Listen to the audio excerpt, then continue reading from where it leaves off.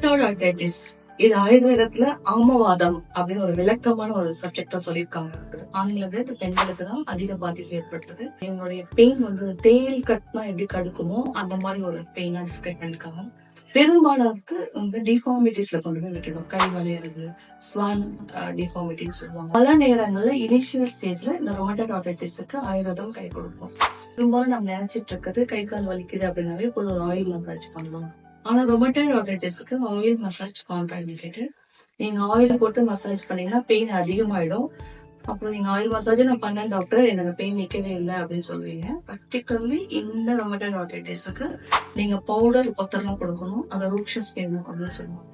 ஆயுர்வேதம் நீங்க இனிஷியல் ஸ்டேஜ்ல எடுத்துட்டீங்கன்னா ஸ்டீராய்ட்ஸ் வரைக்கும் போக வேண்டிய ஒரு நிர்பந்தம் நமக்கு வராம இருக்கும். ஆயுர்வேதத்துல உள்ளுக்கு இருக்கக்கூடிய மருந்துகள் இல்லாம நான் ஏற்கனவே சொன்ன அந்த பவுடர் ஒத்தடம் ரூக்ஷஸ் பெயின் இல்லாம வஸ்தி அப்படிங்கிற சிகிச்சை இருக்கு.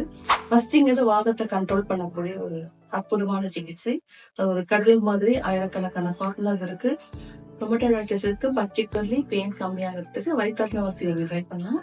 ஆயுர்வேத மருத்துவர் அணுகி அவங்களோட ஆலோசனைப்படி நீங்க ட்ரை பண்ணலாம்.